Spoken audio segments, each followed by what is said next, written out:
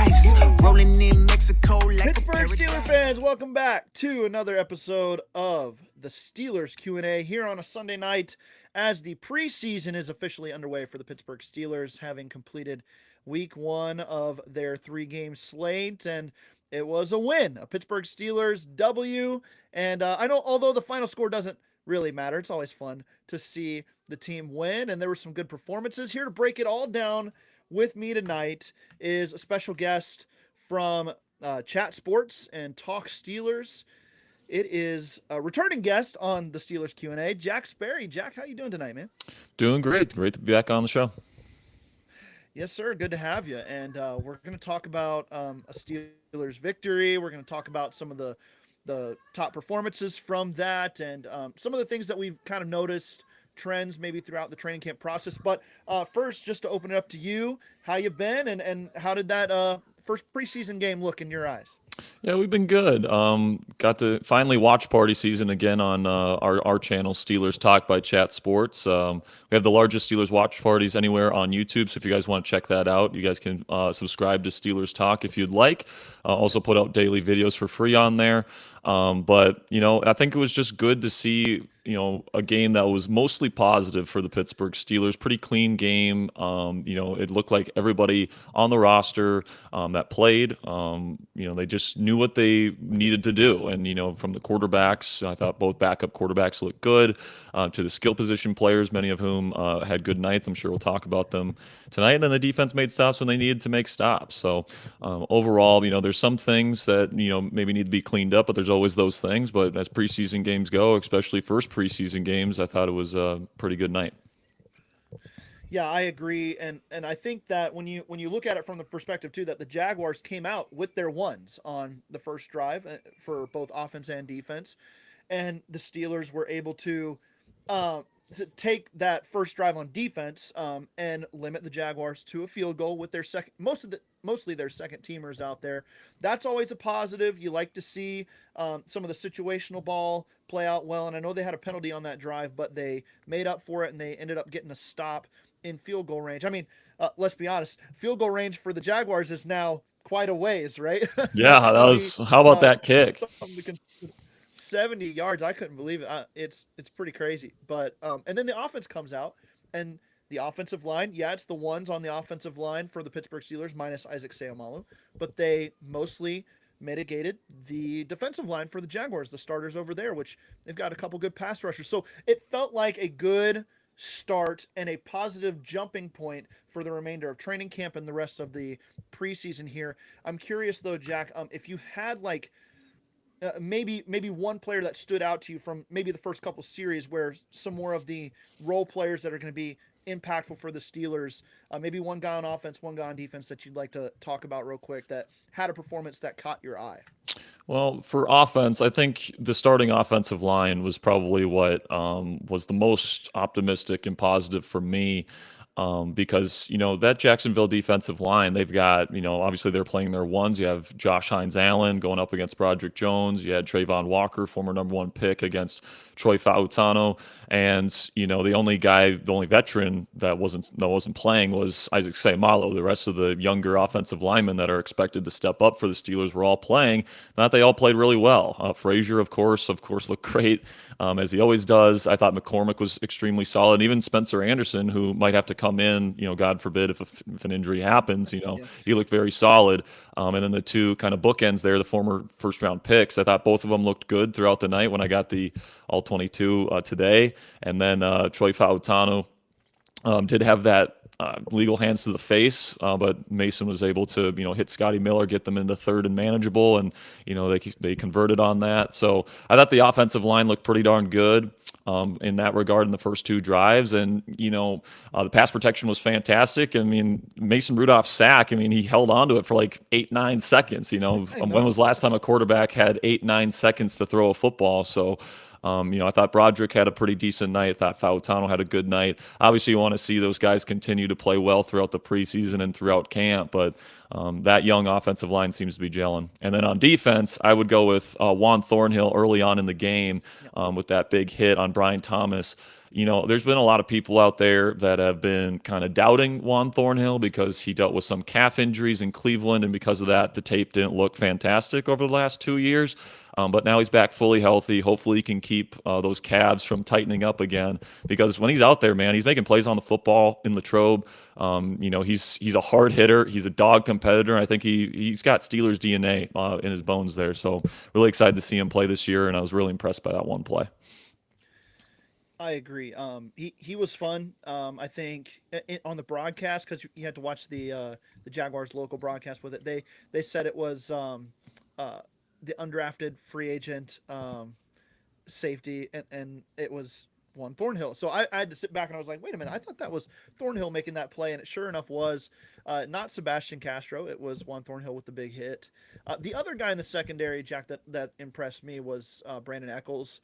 And you look at him, like the fourth cornerback on this team is Brandon Eccles. That's a far cry from some of the depth issues and concerns that we've seen in the secondary in the past. So the depth just on the defensive side feels really good. And then Derek Harmon wasn't in the stat sheet, but you saw him on the field. And I thought that early on in the game, when the starters were on the field for Jacksonville, they made it a point to get the ball out quickly.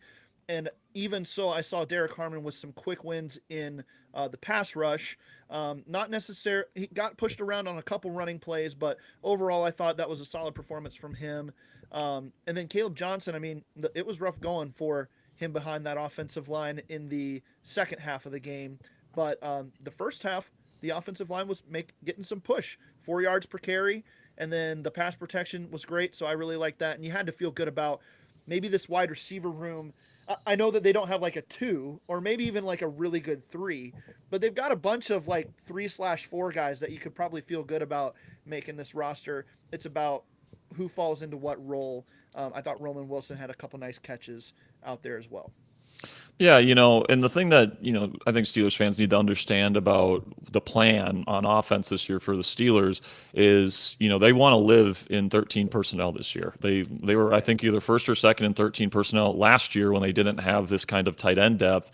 And now this year you bring in Jonnu for that exact reason, because you want to have kind of your smaller kind of, yak threat type of guy, almost like a pseudo slot receiver in Jonnu. And then you've got your mid-size guy, possession type in Pat Freiermuth, who can also get in line and block at times. And then you got Darnell Washington, who's just your giant, 6'0" lineman type of blocking tight end that can also catch the football. So Steelers feel like that's their winning edge, because you see so much nickel and you see so much 11 personnel. And, the modern NFL is all about, getting speed on the field, getting lighter.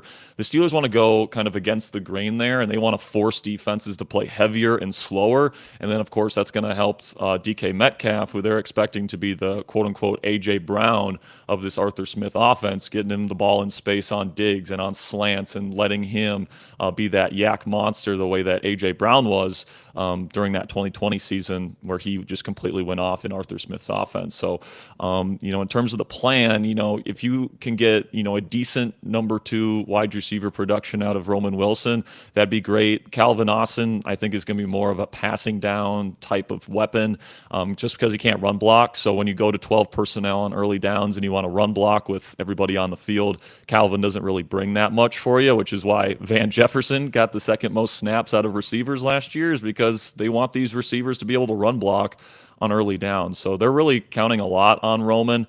He had a really good week of practice this week, though, so it was nice to see him get a couple of grabs. Yeah, absolutely. He's going to be relied upon by the Steelers for better or for worse. I mean, we'll see how it plays out there, and the Steelers are going to most likely address that room at some point here. I think it would be kind of the expectation, but seeing him come in and be able to perform, Scotty Miller looked good. The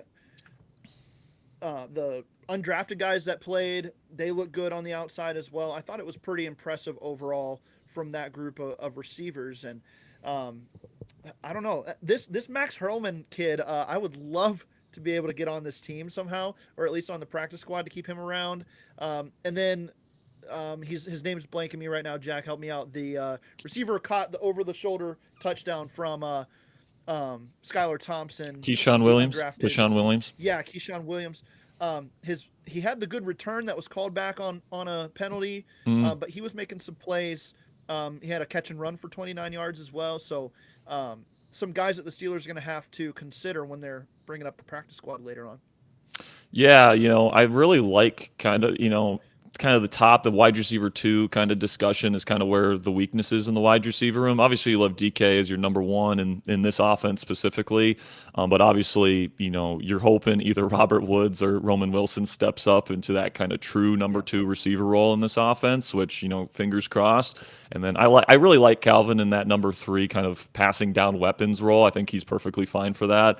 But then you got these guys, like you mentioned, these UDFAs. Hurlman had a good night last night, got open a lot. He's a little bit undersized. He's almost like a running back size. So it's like that's going to be kind of his uphill battle that he's going to have to fight against. But he's got really good quickness, and he ran some good routes and made some nice catches yesterday.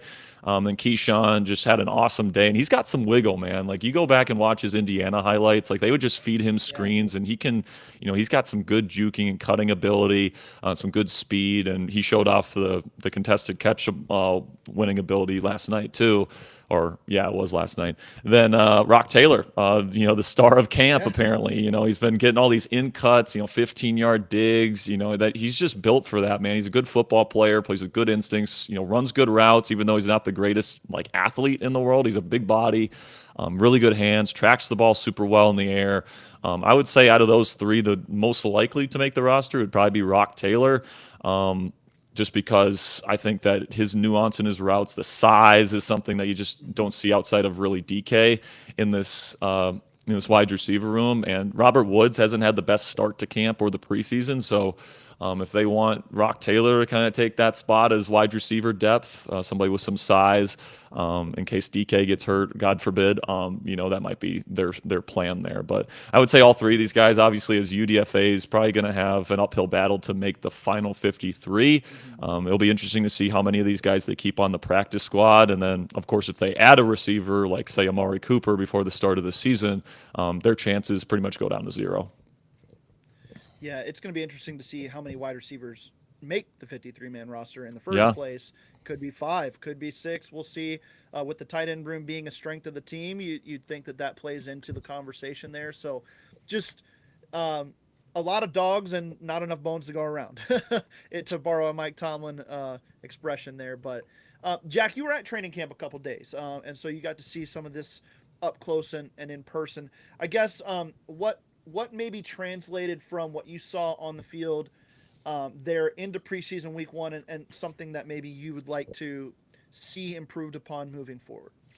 Well, when I was there, it was the early days at camp, so I didn't get to see any of the padded practices. Offense was still very much in the early stages of their install. And at that point in camp, the defense is really going to be ahead just because, their installs, it's not quite as extensive as the offense. Obviously you got all these motions and you got all these checks on offense, defense. It's a lot more simple. So, the defense was definitely flying around, and, obviously Aaron Rodgers in this offense and that passing offense is still kind of finding their footing when I was there anyway. Still trying to find that chemistry, and certainly it doesn't help going up against, what I think is going to be a top 3 defense in the NFL this year, maybe the best defense in the NFL. So it was a little bit shaky on offense when I was there. But then based on the reporting, especially this past week, Rodgers went from kind of struggling, not having that connection with guys like Roman Wilson, and not throwing the ball down the field all that accurately, not being on the same page. This week it was different, especially to the intermediate level of the field. He was peppering the ball in the middle to Roman Wilson, especially Scotty Miller, DK Metcalf when he practiced. I would still say the one area that Rodgers still needs to really fine-tune is the deep passing. When he really uncorks it 20-plus yards down the field, I would say he's probably thrown more incompletions than completions. You want to see that get a little bit more, crisp as Tampa comes in for a joint practice later in the week in Pittsburgh. So, I would say just continuing to build that connection between Rodgers and his receivers, and kind of get that last final step where you have that ability to know where a receiver is going to be down the field when you really uncork it. And looking ahead, I think that this week is going to be a really good litmus test for the Pittsburgh Steelers. The Tampa Bay Buccaneers are one of those NFC teams that could represent the conference in a Super Bowl. I think they're in that category. They may have a few things that the truly elite teams on that side don't. But I mean, they took they beat Detroit last year. They take teams down to the wire. They're tough. They're scrappy, and the Pittsburgh Steelers will match up with them this week in practice, and then in a game on Saturday. And it's going to be fun to see how they stack up with a roster like that. But I think there's a lot of people in the national media who aren't ready to jump on board the Steelers bandwagon this season. And then there's people like yourself, like me, and I think more along the lines of like those who follow the Steelers a little more closely that are a little bit more optimistic about their chances to be good this year and to be competitive, even with some of the big boys in the AFC. Are you ready to say that the Pittsburgh Steelers, with that defense that you expect to be top three, as you said, and with an Aaron Rodgers-led offense, has a chance in January when things are all said and done, even this early in the process? Yeah, there's hope. I think that they have the potential to do it. Now, they're not a bona fide Super Bowl contender heading into the season. There's just too much new. There's too much unknown with the O-line, with bringing in, a new quarterback. You're going to have a new number one running back. You're going to have a new number one receiver. You're going to have a lot of new on this team. So obviously, we need to see these guys do it. There's a lot of question marks. Will that offensive line take the next step under the tutelage of Pat Meyer, who hasn't been able to develop offensive line talent to this point? It's been a good start. We'll see if they continue that. Will Aaron Rodgers, who hasn't played like a top 10 quarterback since 2021, have that bounce back season? Will they find a legitimate wide receiver 2 option for this team? They failed to do that last year. Will Caleb Johnson break out in year one? And if so, to what extent? Are we talking superstar running back right away? Are we talking about solid number one running back? Like, there's just so many questions, especially on the offensive side of the ball. But there is a world here where this offensive line does develop and takes another step. Caleb Johnson's really good right away, and he's the quote-unquote Derrick Henry role in this offense from Arthur Smith. The tight ends and the way that they want to execute this offensive plan where they are bigger than everybody. They're going to run block everybody, but they're also going to have that ability to do play action passing, get the ball to DK Metcalf. If that offense can be able to be, at least borderline top 10, if defense can stay healthy, man, that's the type of defense that can win you 10 games right there.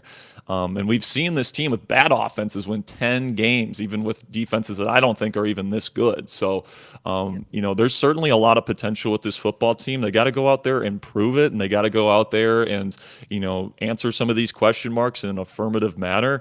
But this is the best Steelers roster and best Steelers team, in my opinion, since the, probably 2017 is probably what I'd say. And I have a lot of excitement heading into this year. I do as well, and we'll get into more of the conversation in the second half of the show, but stick with us. We're going to take a quick break for those listening on audio, but for those here in the live chat, we're going to get to some of your questions, so get those in the chat here in the second half of the show, and we're going to keep talking Pittsburgh Steelers. We're not going anywhere here live on YouTube, Facebook, X, wherever you're listening in. Stay tuned. And welcome back to the Steelers Q&A. It's Jeremy Betts, and it's Jack Sperry joining me here from Chat Sports and Steelers Talk, excuse me. And Jack, there's been some questions in here about the offensive line.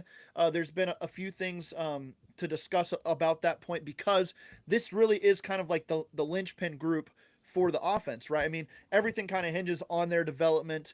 And one question that has been asked over and over, I know you've asked the question listening to your stuff, but it's from Chafee PJ. It says, still worried about run blocking. Is that something we can attribute to O-line coach? I'm curious how much you think Pat Meyer plays in the development of the offensive line specifically. Is it something that the Steelers might look back on this season and say, man, we wish we would have made a move at offensive line coach. Well, when they decided to bring back Pat Meyer, I actually made a video saying the Steelers just made the worst decision of the Yeah, offseason. So, I remember that one. like I wasn't too happy about that in the moment. But, like Mike Tomlin says, a lot of times when you see, technique issues on film, that's coaching. And, like you see a lot of these issues that they've had with the run blocking in recent years. It is footwork issues, it is hand placement issues, it's not knowing your assignment issues, and at the end of the day, like as coaches, they got to take responsibility for that, making sure that their guys are doing the right things. And frankly, over the last few years, they just haven't. And frankly, it's put a cap on the offense, and it's put a cap on this Steelers team as a whole. Because I think the defense has been good enough in years past where this defense was good enough to win playoff games. They certainly hold up their end of the bargain, at least during the regular season. But then the offensive line can't doesn't allow the run game to get going, doesn't allow the passing game to get going. And if you know anything about an Arthur Smith offense, the offensive line is really where everything gets created, because everything starts with the run game. If you're not creating run lanes for your running back, you can't do that. And then if you don't have a run game, the play action game isn't as effective. So the play action game is crucial to this offense with Arthur Smith. And we actually saw that quite a bit last night with the under center looks, the play action on inside split zone, play action. You got a receiver kind of going in behind those sinking linebackers, and you throw that nice little basic over the middle. I believe that's called the drift concept. So, you got to be able to set these things up. And without the offensive line and without the run game, like, you can't do those things. So, I think a lot of stuff has been talked about the run offensive line last night because it was not good with that second unit, right? But you have to remember Calvin Anderson, part of that second group, did not play. Ryan McCollum, the center for that second group, did not play. So it was really more of like a 2.5 line there for the Steelers last night, and it wasn't good. But when the first team was out there run blocking, they only had 2 reps. All right, like they passed the crap out of the football those first 2 drives. They wanted to give Mason plenty of reps, and they only handed it to Caleb twice because they knew they were going to give him time later in the game. But on those 2 reps, there was one where I thought the offensive line did lose. That was the one where he got tripped up, his first one. Yeah. And then the second one, the offensive line actually won. All right. And then that was the one where Caleb, put Travis Hunter in the dirt with the stiff arm. So, in terms of the first team offensive line, I actually thought the 2 reps looked okay. So we'll see how that looks in future preseason games and during practices and all these different things. But at least the first team group looked better than the second group that was out there on Friday. So if people are worried about Doug Nestor and all these other guys not doing their jobs, like, those aren't the players that'll be out there on Sundays, or at least we pray and hope to God they aren't. We hope that these young offensive linemen, these first teamers, are out there, and those guys look pretty decent last night. So that's good news.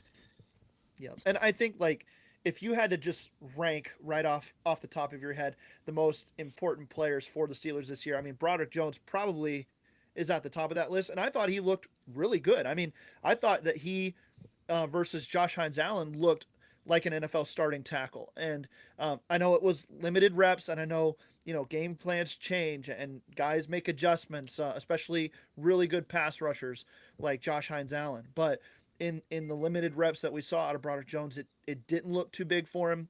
It looked comfortable. I think that's probably the biggest thing I was looking for, is like, how's the step back? How's the footwork? How's the hands? And it all looked really good to me. And I haven't seen all 22. I haven't broken it down from that angle, but watching the game back a couple times, that's just kind of what I saw from him. And so that makes sense to me that his growth and development is going to be key for how the Steelers impress or otherwise on offense. So, and then kind of along those lines, the other question from Chaffee PJ was yesterday's offensive game plan a one-time aberration, or something that we can rely on down the road? I am curious if things change a little bit based on the quarterback, Aaron Rodgers. What does that look like from the play action standpoint? But from what I've seen in camp, he's been under center as well, like Mason Rudolph was last night, and working the play action game and things like that. So what do you think about, and I know not much in the way of game planning in the preseason, but do you think the offense will have a similar vibe to it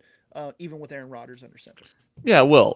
They're going to do a lot of under center. They're going to do a lot of 13 personnel. They're going to do a lot of 12 personnel, a lot of condensed splits. They want everybody except the quarterback to be able to block, especially on early downs. So that we saw a lot of that stuff last night, but it was really the dumbed down version of it. All right, there is Arthur Smith staples in there, but it's the stuff that everybody knows he's going to run anyways. Like they didn't, pull out any of the tricks, and nobody does that during these preseason games because the film is available to everybody in the league. So that goes for both offense and defense. So like you can't really take away much schematically from these preseason games because defenses play spot drop zone, and they play man. That's pretty much what they do. They don't do, their crazy blitz packages unless you're Mike McDonald, the Seahawks head coach, who did that against poor Aiden O'Connell. But like teams just don't do that because they don't want to put their tricks on film before the actual games start. So that's why joint practices are actually more important, especially for first team offensive players. So actually that joint practice towards the end of the week versus the Buccaneers is going to be probably more beneficial for the first team offense and going to be a bigger test for the Steelers than the preseason game at Acrisure Stadium next Saturday. So, in terms of what we can take away and what we can expect, we just don't know. Honestly, we'll get a better answer to that when we go up against that Todd Bowles Bucs defense later this week in joint practice. So I can't really give a for sure answer on that. Whether we'll see 30 plus points from this offense every single game. If we are seeing that, then we're talking Super Bowl. So hopefully that's the case.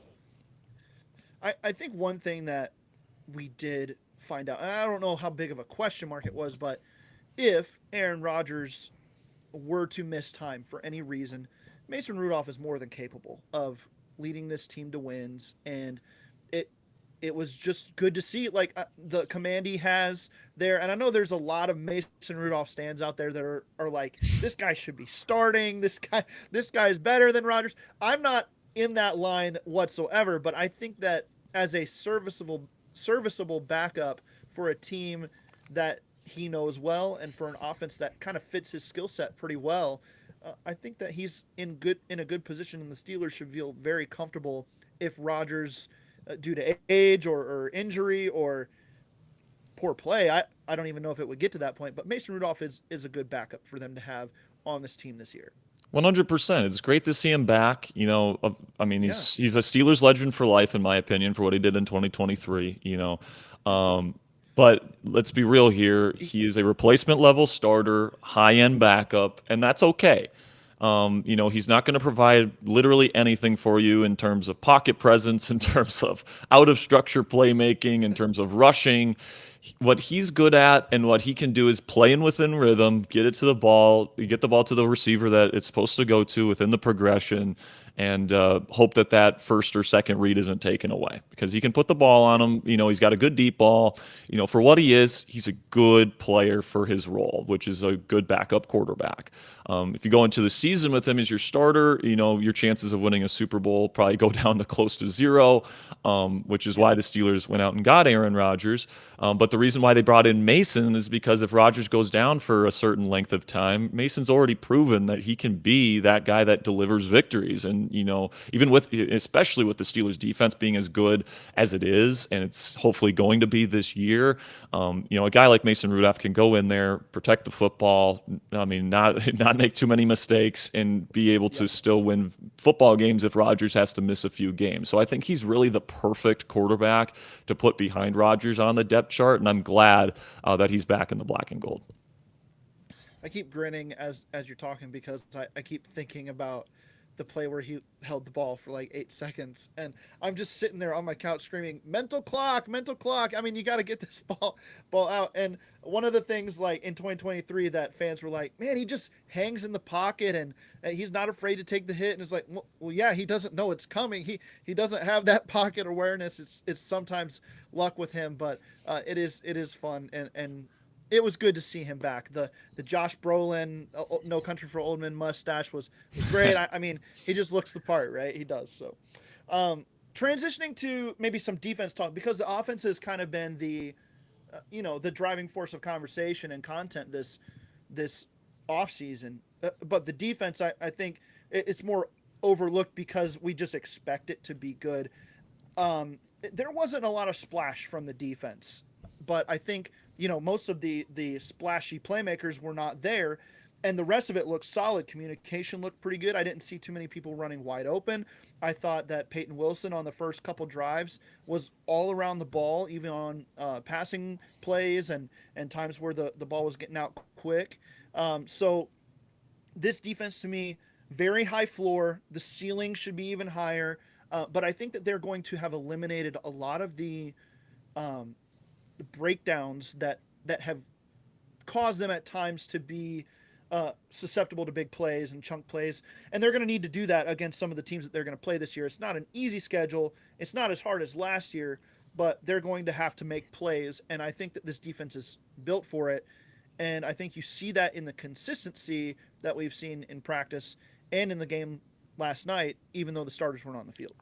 Yeah, and like I said with the game, you got spot drop zones, you got man coverage. Steelers are going to be mixing up their looks and do their fire zone stuff in season, especially on third down. So, and especially because most of the high impact starters, TJ Watt, Alex Highsmith, Cam Hayward, Jalen Ramsey, all of your starting corners just weren't playing last night. So, I'm not really too worried about, the lack of splash on defense yesterday. I'm not saying you were, I'm just saying that I'm not. Yeah. And that's just the way preseason football goes. It's execution based. And, we saw some players, really do a good job last night. Guys like Juan Thornhill and Brandon Eccles. And I thought Jack Sawyer did a decent job. He didn't provide a lot of splash, but you can tell that he's got a high motor. I thought Y.A. Black moved extremely well against outside zone on the couple of outside zone reps that they gave. I think it was Bashal Tootin. It might have been Tank Bigsby. I can't remember, but he looks really, really good as a run defender moving out there, and I think that he's going to be a nice piece to have on early downs, on short yardage, and in goal line situations this year. I think it's very interesting, him specifically, because in the lead up to the draft, there was a point where I was like, this guy's going to be a Steeler. I don't know how they get there, whether they draft him early, like early day 3, or if he just ends up on the roster in the 7th round. But he's going to be a Steeler. He just looks like it. But I did not peg him to be able to move like he does. I was like, he's going to be easy, like nose tackle designation, run stuffer. The Steelers saw something different. They've got him playing defensive end in the 3-4, and he moves like a defensive end, like a 3-4 defensive end, but with the body of like a nose plugger. And it's really been interesting to see his development. And I don't know about you, but he barely missed a few of those batted passes I thought I saw during the game as well. So he's going to be impactful, even if it's in a role-playing type situation. And it just, again, goes to show you that the depth along the defensive line, and then like the depth in the secondary, we talked about Eccles and Juan Thornhill earlier. It's a deeper group on that side of the ball than it has been in the last few years. They're not going to have to rely on the stars down in and down out as much as they had before, because they are going to be able to get those guys in. One thing that I was a little disappointed in was like the backup edge defenders. I just didn't think that they were getting off the ball quickly. I think that it was something to watch, and we actually just had a comment about Sawyer in here. Jack Sawyer is like, he was never going to be like the super explosive edge defender, No, but that's not who he is. You do see some of the limitations athletically there.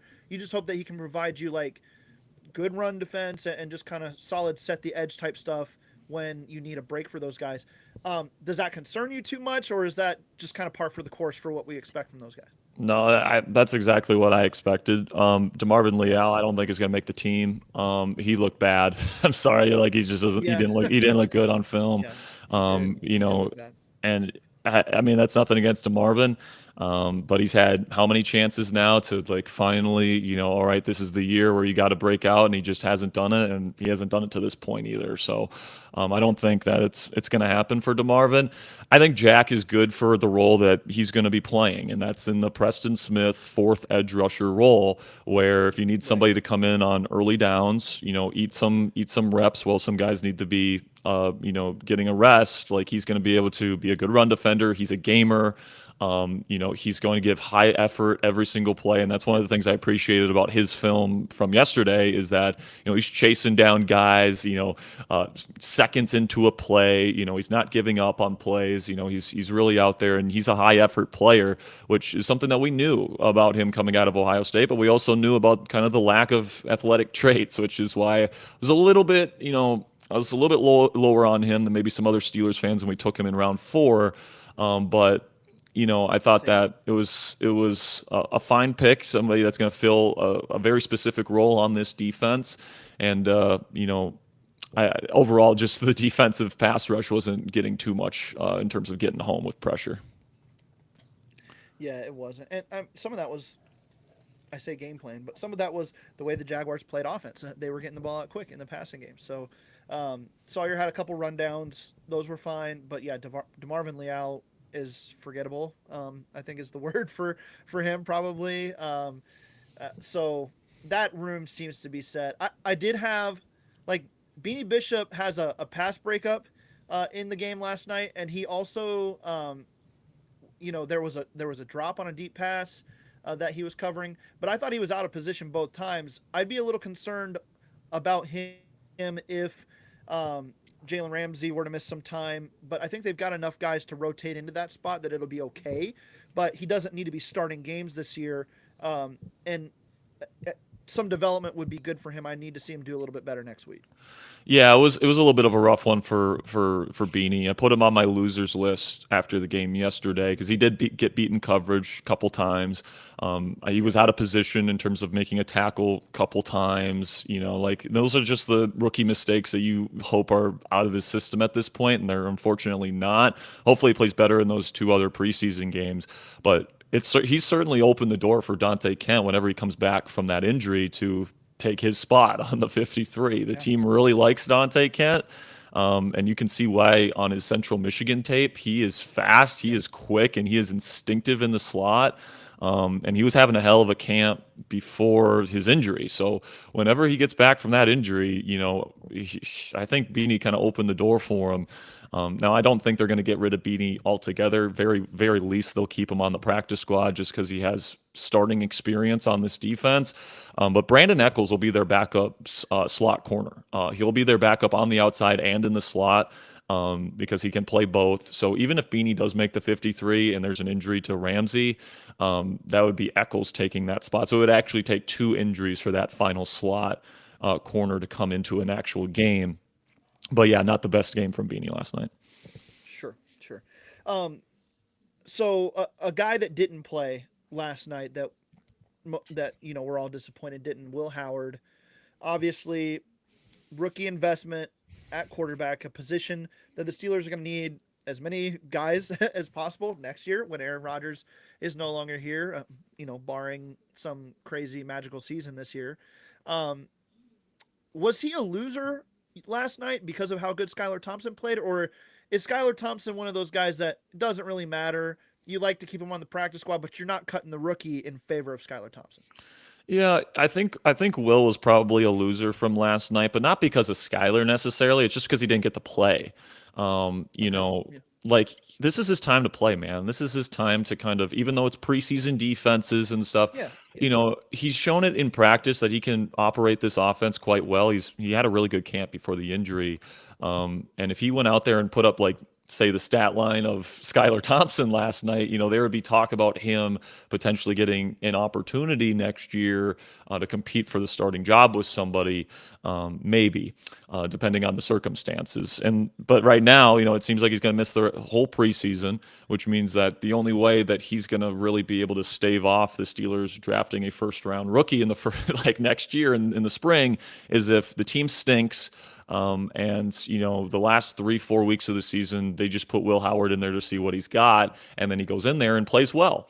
That's really the only kind of way that I can see Will getting the opportunity to start next year, unless like the Steelers win the Super Bowl or something like that, and they're like picking 32nd, and all of the quarterbacks that are going to be taken in round 1 are taken before they can trade up.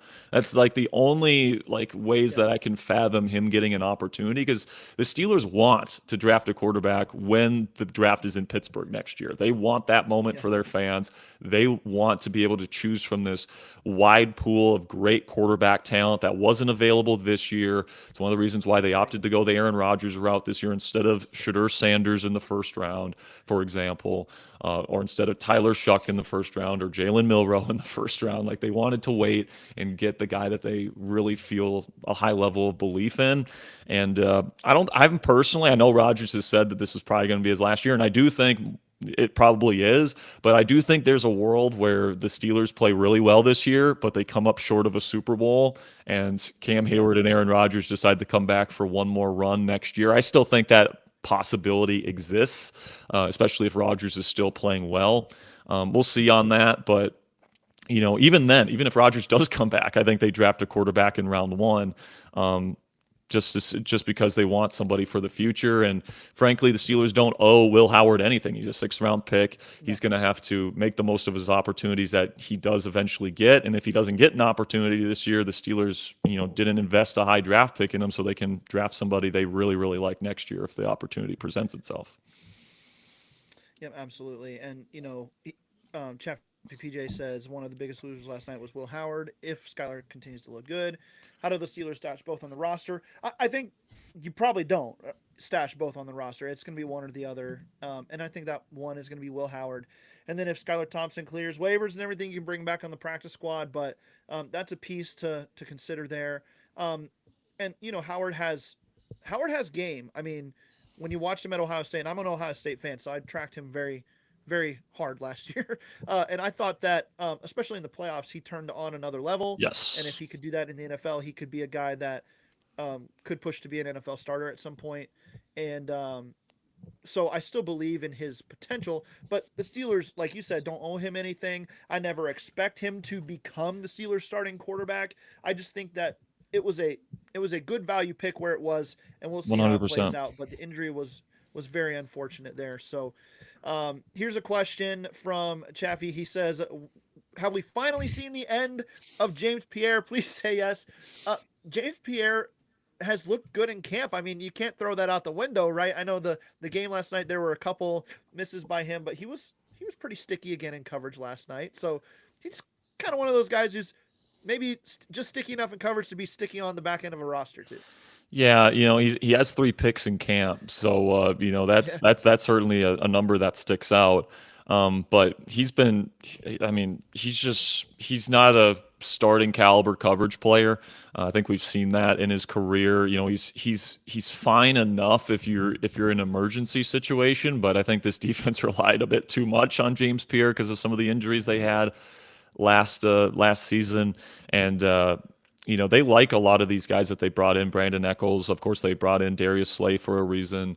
Jalen Ramsey, of course. And, they still like Corey Trice Jr. We'll see if he can get healthy enough so that he can make this 53-man roster. But he's another guy that's kind of opening the door for a guy like James Pierre to sneak onto the roster if he can't stay healthy. I think Pierre's done well for himself in camp, but I think we know his limitations. So we'll see if he can sneak his way onto the 53. We shall see for sure. Jack, it's been fun, man. It's been good to have you on. And I think that, there's a lot of fun things to take away, a lot of good things to take away from preseason, but with the caveat always that it is preseason football, and nothing is real in the NFL, probably for the first, let alone preseason, probably for the first 4 or 5 weeks of the season. Everything you see is, and just a precursor to what really comes down the road in the NFL. So this team has a lot of time left for development, and we're going to see a lot of that over the course of the remaining few weeks. My last question for you, Jack, do we see any Aaron Rodgers this preseason on the field in a preseason game? Yeah, we'll see. It sounds like Tomlin doesn't love the idea and risking, getting him hurt. Yeah. But, maybe a drive, maybe 2 drives. Like the thing about the preseason is really the value of it is you want to make sure that the people know how to do their jobs out there procedurally. From a quarterback perspective, can you get, in and out of the huddle on time? Can you manage the play clock? Not take procedural penalties, that sort of stuff. And like Rodgers, as a 20-year veteran, veteran heading into his 21st season. Like he knows what to do with that stuff. So plus you're not going to see any actual defensive coverages that you see on Sundays. So like you're going to ask Aaron Rodgers to pick apart a spot drop, cover 2 or cover 3. Like, come on, man. He's going to be able to do that. Will it be nice to see him go out there and throw one to DK Metcalf just to get the just to appease the fans? Sure, I don't care as long as he doesn't get hurt. But in the end, here, I think he said it himself. What's going to be the biggest value for him is these joint practice against the Buccaneers this week, because they're actually going to run their defense, they're actually going to run their disguises, they're actually going to run their sim pressures, and that's going to be what gets him the most ready for the season. And then also, like, he's going up against the best defense in football, in my opinion, every single week in practice as well. So like he is seeing the full gambit of disguised looks, of simulated pressures, of fire zones that the Steelers throw at opposing quarterbacks, and he's like, that is going to be something that's iron sharpening iron right there. So I'm excited to see what he's going to be able to do this year. I still think he can be a top 15, maybe even borderline top 10 quarterback, because I think over the last 3 seasons, he had that thumb injury in 2022, his final season in Green Bay, played on a broken thumb for a number of weeks, lost 5 games in a row after that game where he broke his thumb. And he still put up pretty decent numbers for somebody playing with a broken thumb. Then, of course, he has the Achilles injury. And then last year, it's just a complete crumbling organization there with the Jets. And he played through a number of injuries again last year. So, it's certainly a question mark. Can he stay healthy? Because he hasn't been able to stay healthy the last 3 years. But we haven't seen a fully healthy Aaron Rodgers since 2021, and he won league MVP that year. So I do think some of the accuracy stuff has diminished a little bit with him. I do think, obviously, the mobility isn't what it once was. But, like, if he stays healthy, he still has the arm strength. He still has the quick release. He still has the pocket presence. He still has the elite pre- and post-snap processing. And in this offense, that's not going to be asking too much of him. I think he can be very, very effective as long as the accuracy just doesn't completely go out the window. Yeah, I think from my point of view, first off, let me just say I agree with everything you said about Rodgers. I was more of a proponent of bringing him in than I thought I was going to be, because I was like, it's got to be Justin Fields. It's got to be Justin Fields. And I was very anti Fields. I was very anti bring back Fields personally. Okay. I got you. Yeah. So for Rodgers, once he became kind of like the clear cut option, it was like, this is the Pittsburgh Steelers. This isn't the New York Jets.